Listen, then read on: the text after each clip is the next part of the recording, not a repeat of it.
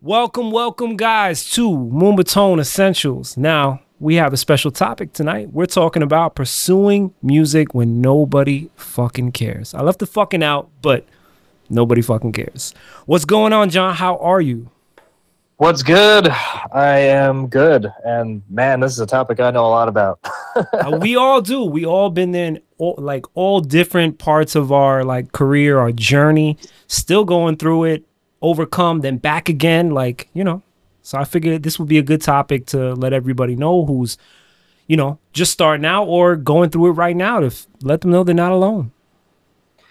Yeah, definitely not alone. I think we all go through it. Even superstars, I think, go through it. And sometimes I even feel like the super big artists also feel like that sometimes too.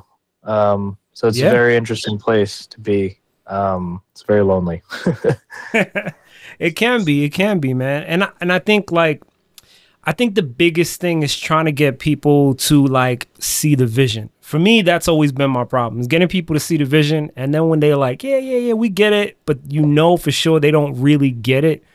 That's when it becomes man, it's not that hard to see, right? It's just look and Yeah, that's the thing. It's just we, as the creator, we see things in, super HD, 4K, ultra, and it's everyone else is just flicking by with their thumb, and it makes it really tough to maximize that time to get anybody to invest in whatever the idea is or whatever the vision is. And it's you really got to go above and beyond to create that vision from the ground up with whatever resources you have in a way that other people will get invested in. Because it's we live in a society where every single thing, every brand, every artist, every little thing in the world is trying to get you to be in some kind of little ecosystem. So it's of course, it's so much competing space,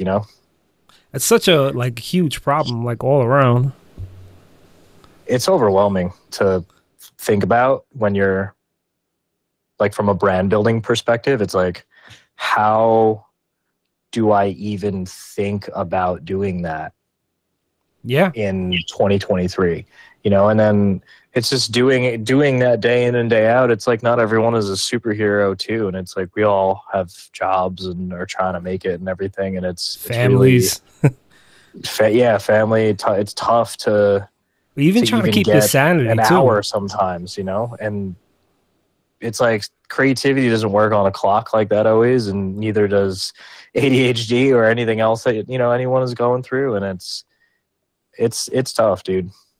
Yeah. And I mean, your mental health is a big part of it. I mean, it goes hand in hand with your creativity at the same time. It's how do I continue being a creative when my mental health is struggling?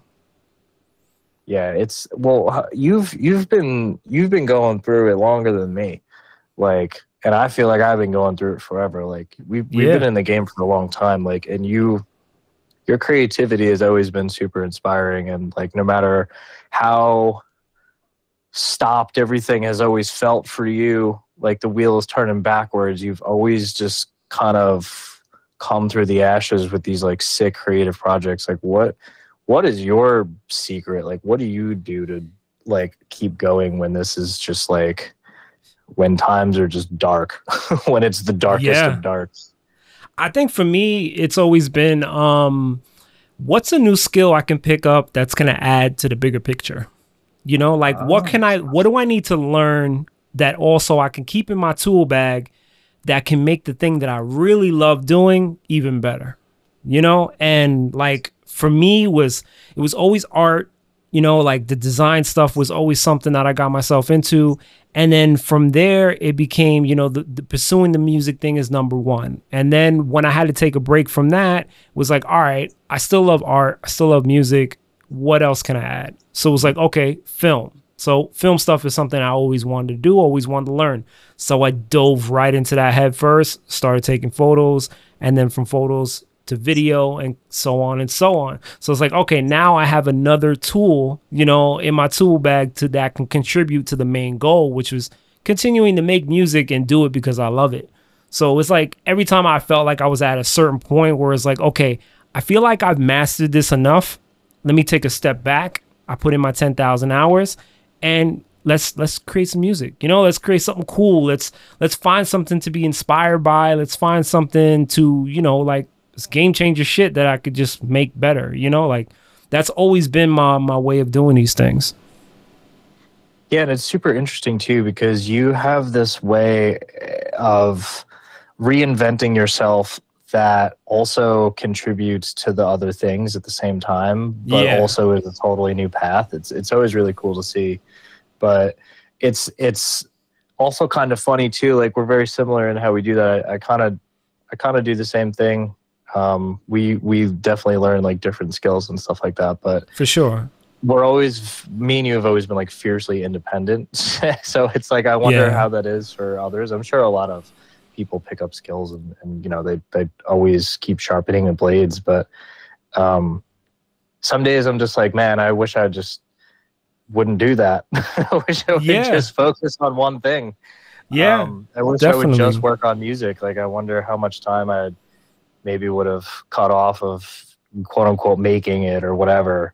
I mean, you'll never know. Honestly, you'll never know, you know? But again, you can't push yourself so hard that you're hitting a wall and you're like, you know, your mental health is not in a good space.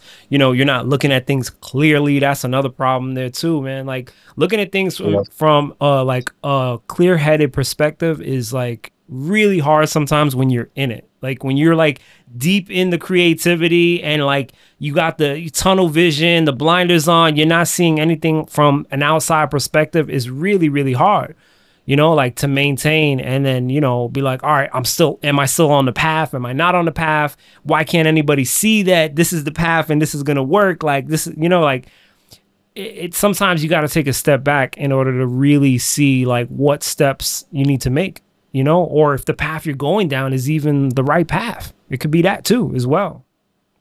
Yeah, the pandemic definitely did that for me. It was definitely like probably did for a lot of people, like just like a 4-step back.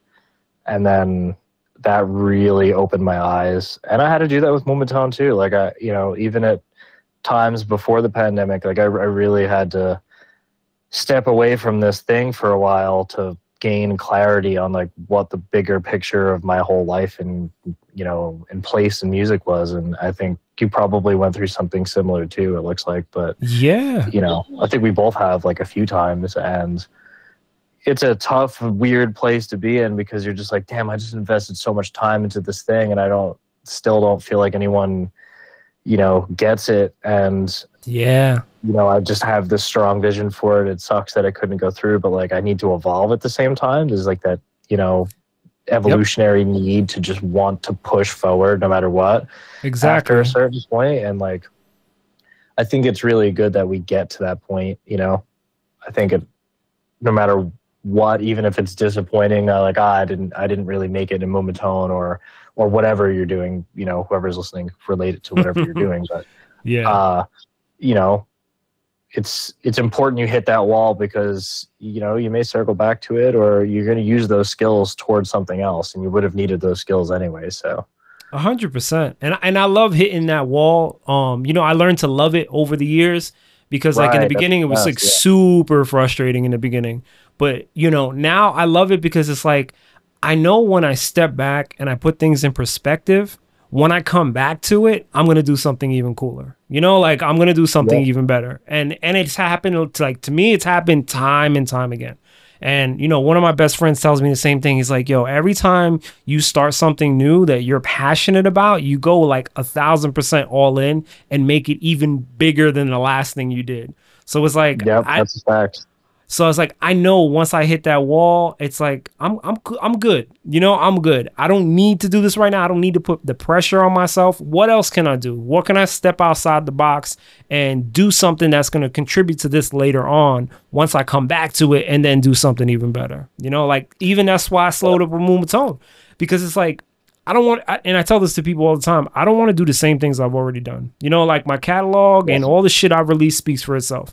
I don't need to do that shit anymore. I don't need to like remake the same fucking song I made. You know, I look to the new guys that are doing cool shit to inspire me because I know the next thing I do is going to be even better than the last. But now I kind of don't care how long it takes. You know, it's like, I don't mind the wait because I know it's going to be worth it, you know, at the end of the day. So I don't have to put that pressure.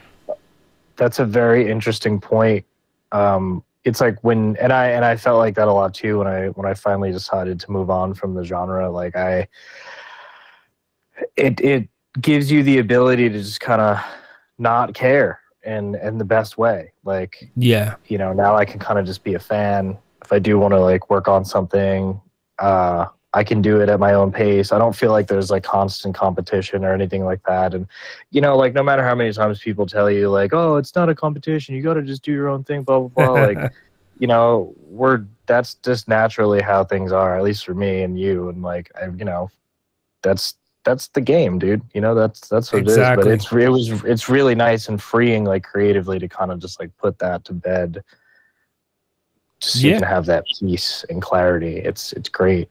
I'm trying to build that into all my other stuff. Exactly. And that shit is so important. But with that being said, I want to play something and then we can talk. We still on topic because I know you took a really, really long time to make this song. So I want to play it. And then I want to talk to you about the road, the journey of what we're talking about, that hitting the wall, that feeling like it's never enough, it's not perfect, you know, you're still finding it, people not understanding why it's taking you years to do this thing. I want to talk about that. So I'm going to play a song. It's Surrender. It's one of my favorite songs that you've released right now, and we'll come right back into it. All right, bet. All right, so first question, and we're going to keep it short. First question, how long did it take you to make this and finish it? How many years? Like a year. A year. Like not like, yeah, because it went through so many different versions. Okay, but why? Like what was holding you back for a year? Like, and how does that attribute to what we're talking about? Like, that's what I really want to know. So I'm gonna eventually make this like a longer YouTube series. It's something I'm working on right now, where I break down like, because I think a lot of my songs go through stuff like this. You know, the initial demo is like, you know, the skeleton, rough idea. Sometimes, you know, it's usually like the melody and, you know, all the important bits. But then a lot of the things around it change. And this was definitely a case of that. I wrote the initial idea, and sometimes I write like a lot. Well, usually I write a lot, and then I'll spend a year stripping it back until it's like in a nice place where it's like not overwhelming. So I did that with this, and I had a vision for it in my head. I knew exactly what I wanted it to sound like. I needed the right vocal for it. I needed the right energy. Like I went through different bass lines and kick drums, and just like I had to get the percussion right. And it, you know, techno is surprisingly hard to make. It's very like, you listen to it and you're like, it's just a kick, a hi-hat, and a, you know, a clap and whatever. And it's like surprisingly hard to get the dynamic between all of those things right. And especially if you're like, I mean, and not everyone does this, and that's not saying that my shit's better or worse or whatever, because some people just keep it simple, and I'm like jealous of that, because I'm just like, why can't I keep it simple? But I gotta overcomplicate anything. My kick drum is like fucking 6 layers. You know, it's like there's a whole top line of just like this like airy percussion stuff that goes on to give it like the top, you know, spice, and then the mid, and then the bass line is like a whole thing. So like just that, there's like 20 layers alone. So so I'm already seeing why. I'm already seeing why this is taking so long. Like, it took a while to mix. Like it literally took 6 months to just get the mix like dialed exactly how I wanted it to. Jesus. And, like right in the middle of making the track, Charlotte DeWitt dropped a track that like fucked up my whole life, and I was like, oh my god. And it really like changed my perspective on how I wanted to mix this record. And it took a while to get the vocal right. That was a big part of it too. Like, it's one of my favorite shows in the world is Westworld. And I'm very like into dystopian, like sci-fi thriller type stuff. And I pulled this vocal. It's from Splice, but it's like a pack with like a bunch of like sentences, and I pulled words from different sentences and made my own thing. And that's the vocal that you hear, and it sounds like kind of choppy and robot-y because it's meant to be like an AI robot that's like for sure. kind of talking to you. So the same with the cover art I made with Midjourney. Yes. And I kind of like envisioned her being the one that was like talking and like rescuing you. So yeah, it took a long time. I'm very so 1 year. Yeah, 1 year some thought come together. Some tracks do come together quicker, but like this one, I really wanted to make my first track after the Mousetrap release be like super high quality. That's pretty much like where my standard is for all my stuff anyways, but I'm trying to push myself as a producer as hard as I can. Like, I guess some people would probably say like it's perfectionism, and there's a valid case for that. Yeah, definitely. I mean, it definitely is. As long as I've known you, it definitely is. It definitely always is, like to a fault. But I'm also like trying to be conscious of like where to draw the line, which I think is important. That's tough. You know, and I'm also coming into a newer genre space too. Like, I switched during the pandemic, and I really like took my time with like figuring out like what my music is gonna sound like, you know? Yeah. And I got a huge opportunity with Mousetrap. I absolutely love them. I'm super stoked at Burning Inside. That track took a fucking long time to finish too, because that had like 6 different vocals and just like all these different versions, and I finally landed on the one that we released. But you know, at this point in my life, I would rather make something that is quality and like I really put a lot of time and thought into it than just like make a track in like an hour, you know, and put it out.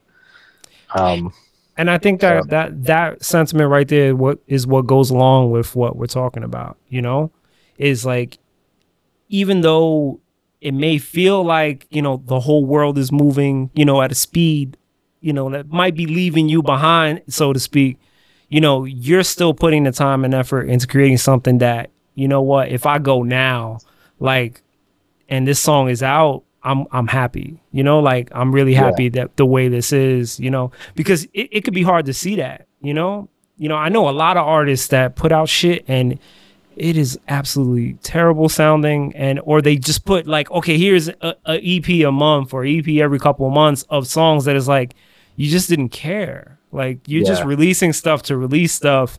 And, you know, that's the other side of like, where you think everybody gives a shit and you think what you're doing is good and nobody is telling you like, hey, you should probably slow down. Like, this is not, this is not good enough. Like, this is not up to par. Like, you know, like you don't have those people who are even telling you what you need to hear.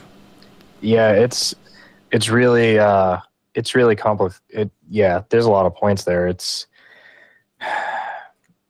like I did this track. It's the best master I've ever done. It's the best mix I've ever done, I think, on a track, at least of this genre. Like, it pushed me in learning a lot of different things production wise. Like, it's one of the most detailed tracks I have. Like, I really like nailed exactly what my vision was, and I'm just like, I'm not even gonna like. No other producer in the world is gonna admit this, but like the track did fucking horrible so far. Like, I'm gonna literally restart my campaign and just like try to push it again and hope it, you know, get more years. But like, I'm happy that I put it out because it's exactly what I wanted to put out, and eventually people maybe catch on to it. And I'm happy that you like it and wanted to share it, and I really appreciate that. And you know, it'll get there, but like, right now, it's like we're getting older every day, dude. And it's like, I'm not trying to put shit out just as throwaways. Like, I'm trying to add, every track is like an addition to like my legacy, you know? Exactly. And that's how I'm looking at my body. Like, I'm not looking at my stuff as like short term. I'm looking at it as like a body of work, like as a whole. Yeah. And I feel like that's really important when you. It's the most important. Yeah. And you don't have people that, you know, I had to figure a lot of this shit out on my own, as you do, and so many other people do. It's just, you know, I kind of had to put a bunch of shitty things out that I wasn't stoked with labels that I don't like and whatever, to realize that, like, It's part I of don't the want this to game, be man. a part of my thing, you know, like, this is, you know, this is important to me. And hey, someone might discover me tomorrow and they, you know, they listen to it and, you know, this is what they're going to hear. You only get one first impression. So I better be Yeah. stoked with it. You only get to make your album one time, your first album one time. Yeah. Yeah. That first album took a long ass time to write. There you So go. that was There 3 you years. go, man. What's the Sheesh. longest that you've spent on something? I feel like you usually crank things out pretty quick. I wish that I had that in me. So you know what I do? I crank out a lot of ideas quick. That's my biggest thing. Like, I never go crazy in the mixing in the beginning. Like, until I'm confident that, like, song structure and sequencing wise that it's done, I'm not really mixing it. You know, like, I might hit you guys in a group chat and send you something just to see what you guys are thinking. But, like, that shit is nowhere near. Yeah, no. It is clearly unmixed. I'm just putting a limiter on there. I'm making sure shit sounds clear and loud enough, but it's not, like, nowhere near perfect. But I get a lot of ideas out first. Like, that's the biggest thing with me. I can crank, like, in one night I can crank out 4 or 5 ideas that I like, that I'm like, okay, maybe 3 of these I'm gonna pursue. So I do a lot of those before I actually put out, like, anything. Like, that's why I haven't released any Moombahton. I got a lot of, like, 95 through 100 BPM stuff that I really, really love, that I'm trying to figure out what should I finish, what should I spend more time on. But, like, I was saying before, like, I just don't want to do what I did before and rather contribute something new. Like, I think the most recent thing is I got something that's coming out with Matias on his new mixtape that he's dropping. And this is like the first 108 thing that I've done in I don't even know how long. And it's mostly because he was like, yo, I need something, you know, you want to collab for this mixtape? And I'm like, yeah, of course. So I was like, you know what? I'm gonna make something right now. So I just put it on 108 and I was like, fuck it, let's just create something, and did that. But, like, it's just ideas, lots of ideas, man, more than anything. That's just my process, is getting ideas out. And maybe, I don't know, if I love something, it'll probably be a couple months of me working on it before it's done, you know? Like, I try not to overthink it, because I know each time I sit down, I'm learning something new. And I know it's like, no matter how good this mix is, I know the next mix is going to be better, you know? So, like, that's when I start to cut myself off, when I'm like, I'm over mixing this. I'm spending way too much time on it. Let's just get it to a place that I'm happy with and I love it. And my friends are not giving me any crazy feedback, you know, because makes its round through the group chats and shit like that too. So once it's through that, then I'm like, all right, it could come out. Yeah. Yeah. I evolved my process kind of similar to, like, I used to do mixing and everything, like, all at once. And, like, the last, like, 5 years or so, I've really, like, I don't worry about any mixing, anything. Like, it's just writing the song structure. And now the advice that I give to any, like, newer producer too, it's the second piece of advice, actually. The first is to learn the DAW that you're using, the piece of software, like, before you even try to make a song, to do anything. Oh, for sure. Like, literally know how to use your tools to the point where you can do absolutely anything with them, and then worry about the music. But the second piece of advice is, you know, don't worry about sounds, don't worry about anything. Like, just write a good structured song. Because honestly, like, as you move up in the world of the music, you know, hierarchy, it's just like, you've got producers writing for, like, Ariana Grande that are doing, like, the same thing. They're sending roughs in with, like, you know, just shit that's made on, like, anything. It's, like, not mixed or whatever. And they're, you know, then they're taking it and farming it out to, like, different people or whatever. It's like, the world of electronic music is actually kind of almost interestingly unique, where we kind of do everything, like, in one box at the same time. You know, even, like, bands and stuff like that, you know, like, they'll write the rough demo, of course, but, you know, then they go in, they redo all their parts, like, individually and everything. It's like, exactly, you know, we kind of just do everything all at once. One shot. So I've kind of adopted that, like, just write the song, get the structure. Like, I write a lot with a piano now. Like, I'll just start with that and write around it.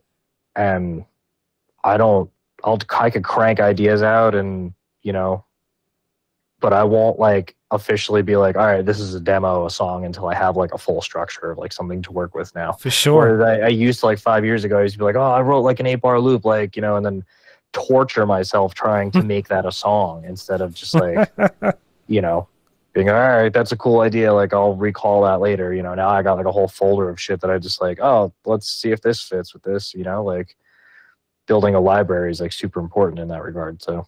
Oh, 100%. 100%. How do you feel about like comparing your music to other established artists? Like, you think that that also contributes to like, My nobody misery. cares? Yeah, exactly. Because that's the other side is like, I could be inspired only so much, you know, like after a couple of songs, like I want to stop hearing shit that I like because then I'm just like, you know what? I'm just not going to make anything. Yeah.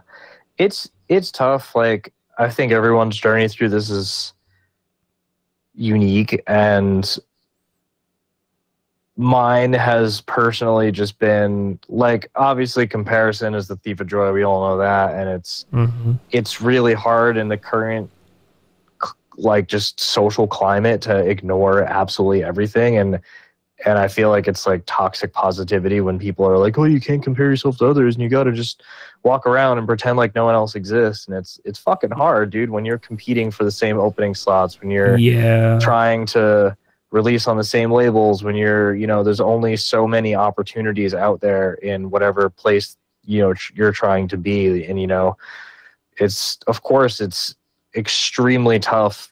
And I'll speak for myself. Like, it has been debilitatingly tough to deal with, you know, pandemic producers that just popped up that are like fucking signed, you know, to agents and all this shit. And I'm over here like, you know, busting my ass for over and the random decade. Celebrities that are now like, not even like A-list, like C and D-list celebrities coming out of nowhere. All of a sudden they're like, you know, headlining bills. It's like, wait a minute. Yeah, and like I know this is gonna sound negative and like I'm being a hater, and like maybe sure to an extent I am, but like, you know, there's a lot of like EDM acts that are just kind of doing whatever they can to cling to whatever relevancy, but like, you know, they'll just jump around to different genres and do whatever's hot to make it ends meet. And Just riding waves. I understand it because it's, you know, it's business. But on the business side of things, it's like, well, they're an established artist that can sell tickets. So especially after the pandemic, like promoters and everybody in between are taking less risks on what to do for that. So it's like, why are they going to take a risk on a new artist? They're going to book, you know, artist X to play, you know, fucking whatever set is of genre of music is hot this week instead of, you know, so it's kind of, it's really frustrating. It's really, really, really frustrating.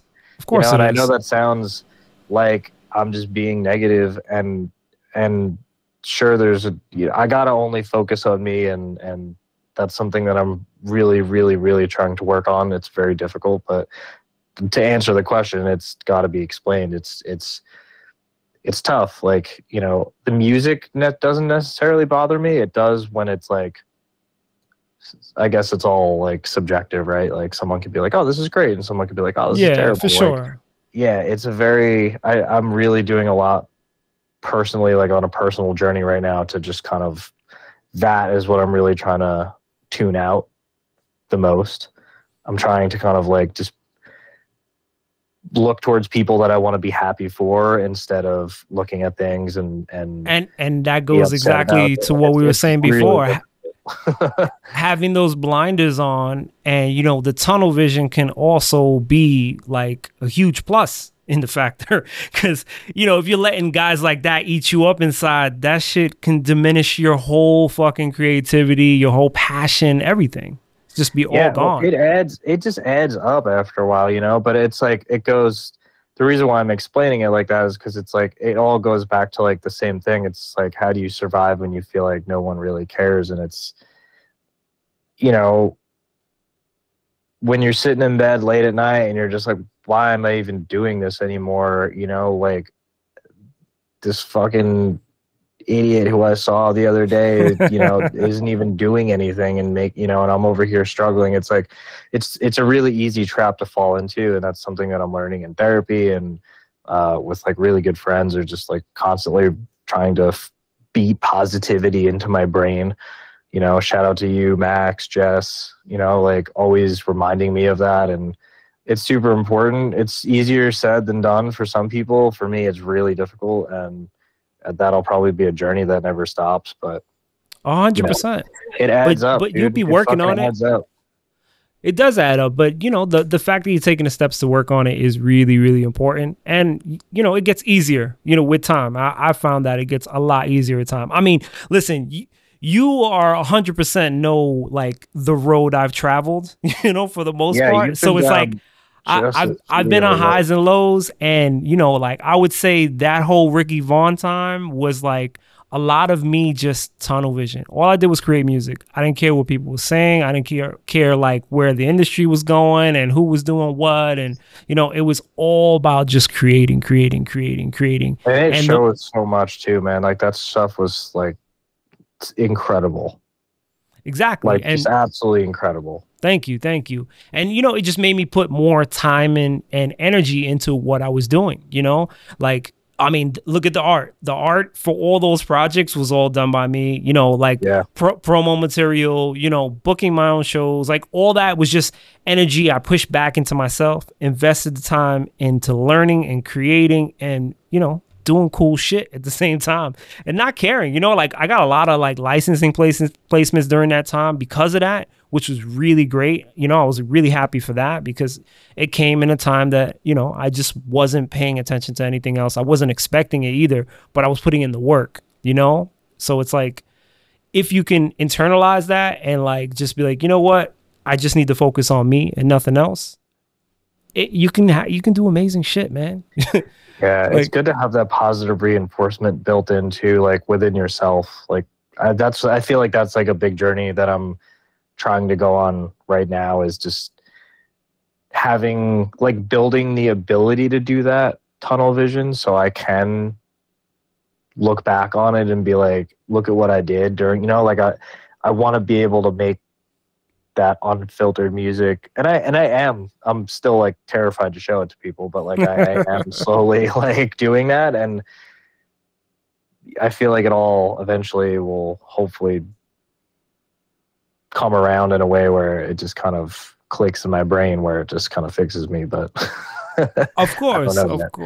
But I mean, look at the things that are coming to fruition now from like, let's say 5 years ago. Like, even though you're not 100% there yet, you still have steps on like your path. We're making progress. That's what I'm saying. Like you are making progress, whether big or small. You're still making progress towards what you want, and things that like you never thought you were gonna do or that you aspired and wanted to do before.